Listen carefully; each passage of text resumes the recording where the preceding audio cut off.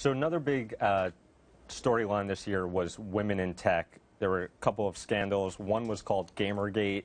Another one, a lot of tech companies released their diversity reports, which showed sort of disappointing results on the gender front and the race front. Right. Let's start with Gamergate. Can you give us a little recap of what that was and why it exploded, how it did?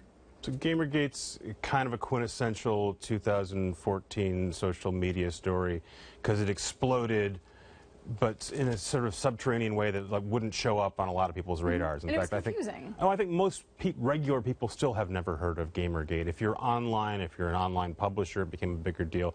Short version is there's a group of people who are avid gamers, online harassment. Yep. And I think that's what actually brought a lot of people's attention to this, was like, look how violent and not violent, but threatening this online mob can be. And this time it's Gamergate, but it could easily be something else next year.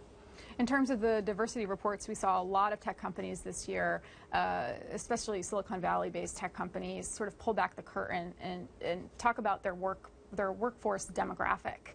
Not a lot of women, a lot of, just not very diverse numbers there. Do you see that changing anytime in the near future? Well, I'm supposed to be the glass half empty guy on our staff normally, so I'm gonna change it around for Christmas. I think the positive thing is there's a discussion happening, right? I mean, what you can say about the tech industry, which doesn't have great diversity numbers, at least they're making these things public.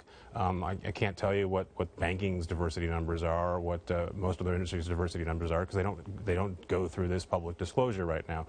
It's not surprising that women and minorities are underrepresented at these companies, because they are in most industries. I think it's probably a little bit surprising if you're deep in Silicon Valley and you believe in the idea that it's a pure meritocracy to have those numbers reflected back at you. But again, it's a good start to have that discussion. Right.